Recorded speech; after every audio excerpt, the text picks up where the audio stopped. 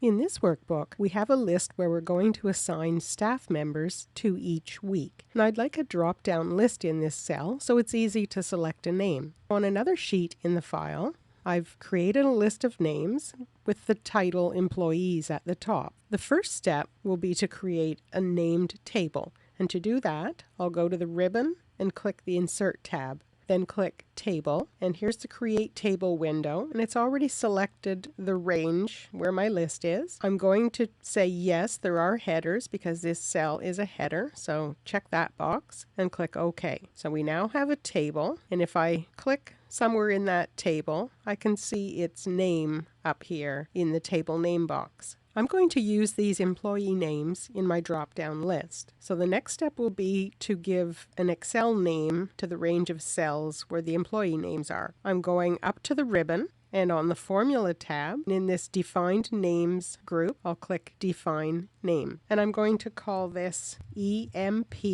List, the short version of employee list. The scope will be the workbook. I want to be able to use this name anywhere in the workbook. I won't add a comment. And right now it's just showing the cell I have selected on the worksheet. I'm going to delete that. And for the refers to, I want it to refer to this table. So I'm going to click an equal sign and click this button to go to the worksheet. And if I move my pointer just to the top of the column and click there, it picks up that table and shows the name of the column. So this is Table 1 and the Employees column. Click the button to go back into the dialog box. So this name is going to be equal to whatever is in that column, and as the column grows or shrinks, it's going to keep track of it for us. Click OK, and we now have a name in our workbook that we can use in a drop-down list. So I'm going back to the other sheet, and these are the cells where we want the drop-down list.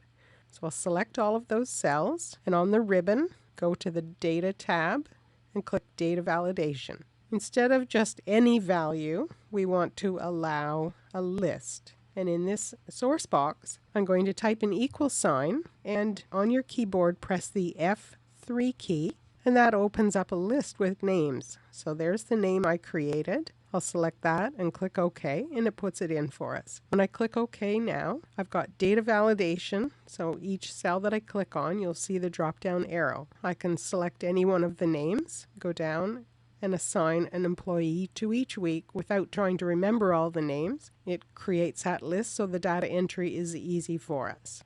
To download the sample file for this video or to see more Excel tips and tutorials, please visit my website at www.contextures.com.